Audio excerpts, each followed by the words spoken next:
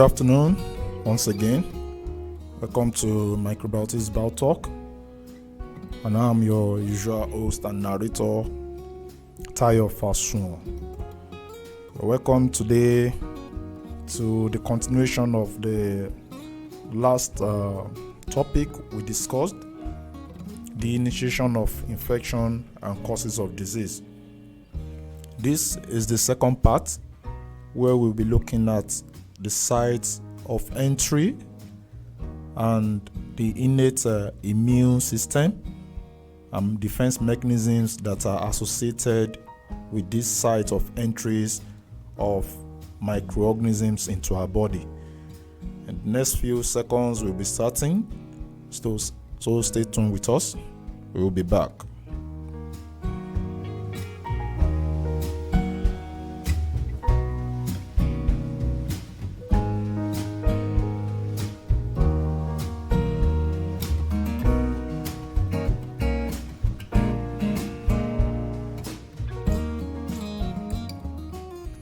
So in our last talk, we've been able to discover the factors or some of the factors that can initiate infection, and we've been able to identify that immunocompetence is actually required to actually be able to stop the initiation of infection. So based on this, we'll be looking at the possible ways in which an organism that wants to cause an infection can gain access into our body, and the first line of defense mechanism that the body erects at this site of entry, and how the site of entry can be breached and compromised as well. The first organ that we'll be looking at, the first site of entry, which also most of the time are the organs, is the mouth. The mouth is supposed to be perhaps the most secured organ in our body in terms of its location and its ability to close and shut up, but it doesn't usually work this way. Our mouths are used for a lot of things, and it's one of the most used organs also in the body. We use it to kiss, to eat, to yawn, and even to perform oral sex. Because of this, the mouth is not only one of the most used parts, it's also one of the most abused parts. However, as nature will have it,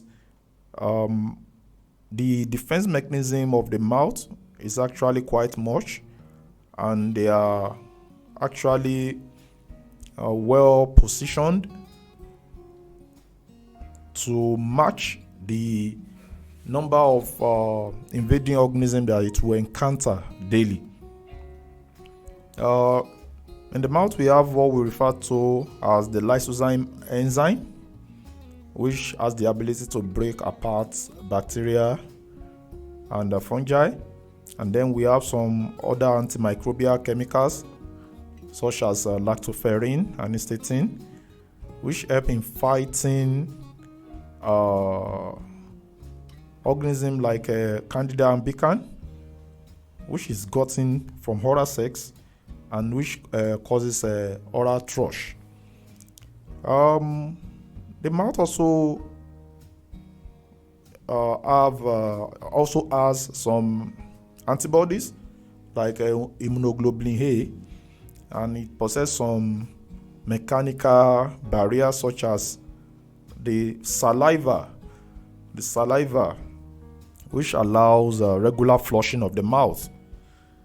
Apart from this regular flushing of the mouth, you can also split out saliva, or you can swallow it.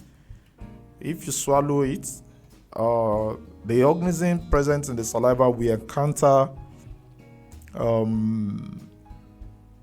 more tougher defense mechanism in the stomach, such as the acidity, and also more antimicrobial chemicals and antibodies. The eyes also have its own defense mechanism. It's a point of entry, and because of this, it has its defense mechanism. Don't forget that the eyes was actually fingered as an entry point for COVID during the outbreak. So that makes the eyes very important, and it can infections can get in through the eyes. Infection can happen through the eyes and also disseminate to other parts of the body through the same eyes. But its defense mechanism is actually also present. Your eyelid, the continuous blinking of the eyelid, I'm doing it right now, is part of the defense mechanism. And then the salty nature of tears and the flushing effect of tears is also a defense mechanism. And then the eyes also possess lysozyme, which I mentioned the other time. It also possesses lactoferrin and antibody A, which can neutralize viruses. The nose is also a site of entry, and it's also one of the most exposed organs in the body, but it is protected by mucous secretion and the ears that are present inside the nostrils. This will prevent a lot of organisms from gaining access to the respiratory system, especially the lungs.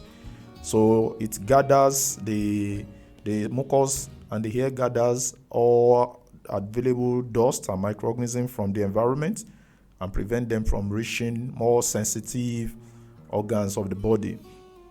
The ear contains earwax. Yes, it contains earwax. That's a brownish black substance, and it helps also in gathering dust, microbes, and dirt, and protect the inner part of the ear, especially the eardrums. Of course, I've said this several times that it is advisable that you don't clean your hair regularly like that. You don't remove this wax. A lot of people have also said it. It's a good instruction. It's there for some protection.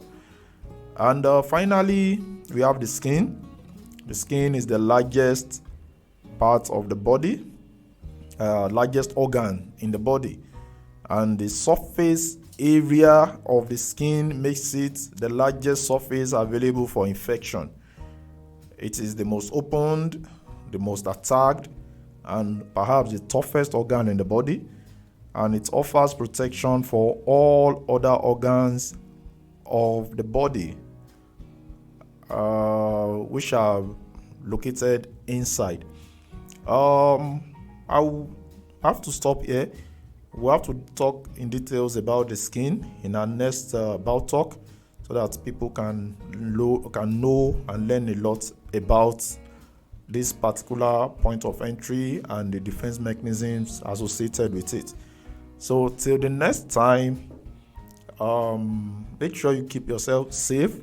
Keep all the points of entry in your system into your body.